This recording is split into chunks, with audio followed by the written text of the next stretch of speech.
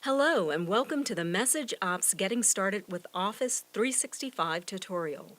This suite of online services provides enterprise-class services offered as a subscription from Microsoft. These kinds of services are often called cloud services, which means that services like email are delivered from the internet rather than using system and services hosted at your business.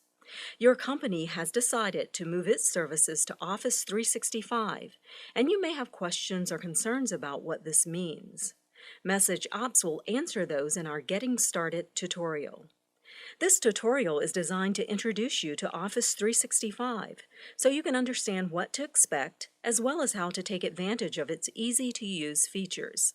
I'll show you that you may already know how to use Office 365 because it's based on familiar Microsoft services and Microsoft Office. We'll also look at some features that may be new to you. The goal of this tutorial is to define and describe cloud services and to show what you can expect after you've moved to the cloud. In this class, we'll look at some new features you will use and we'll see how you can access the services when traveling. We'll also look at several of the key services and show how easy it is to take advantage of some new useful features. First, let's discuss what it means to be in the cloud.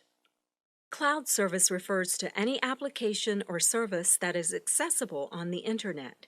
You may wonder why cloud services aren't called internet services or web services.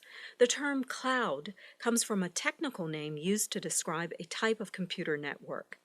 As opposed to a local network, a cloud network carries public computer traffic through a series of switches. Data from your computer goes into the cloud along with the traffic from many other systems and is routed to its destination.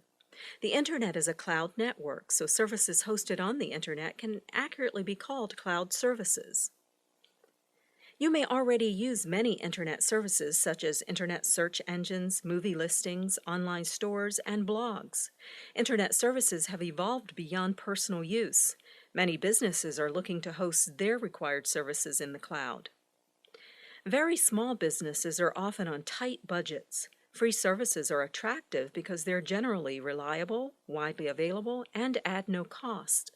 These kinds of services work well but are often based on inserted advertisements and targeted for personal use rather than business use. For example, most free consumer-based services don't offer support 24 hours a day, 7 days a week. Having a custom email domain is an easy next step and communicates a more professional image to prospective customers. Many domain name providers let you purchase a custom domain name and use a POP3 provider or basic email service that allows more features. However, these services rarely implement full Outlook calendaring features, resource sharing, presence, and document collaboration. As a result, small businesses must often add a variety of different services to complete a suite that provides the services that their businesses need. As a business grows, using free or public services becomes unfeasible. It's hard to project a professional business image when using free online services.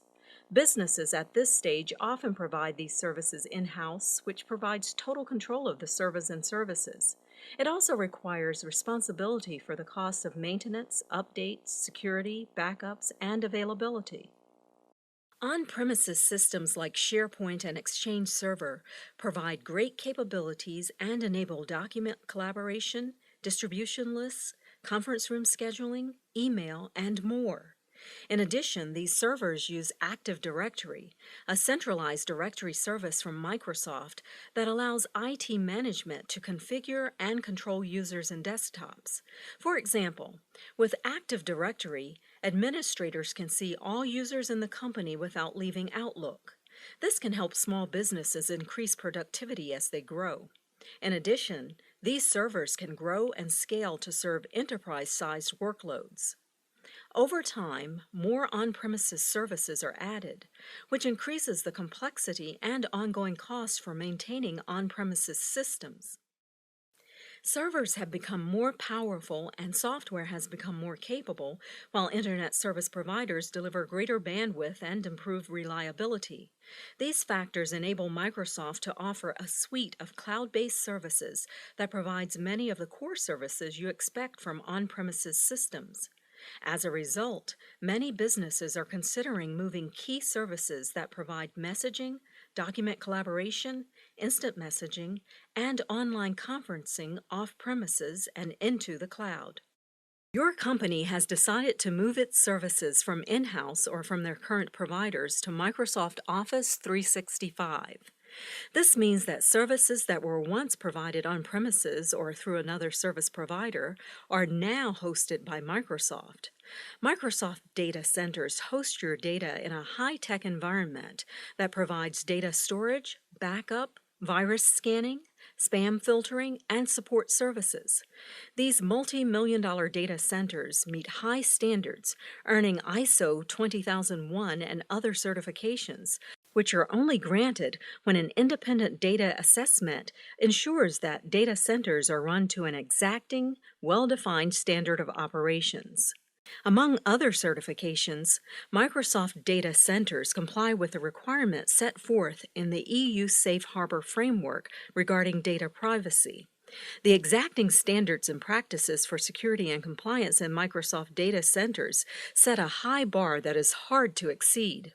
In addition to these practices, the services come with a 99.9% availability guarantee that ensures that your services are available when you need them.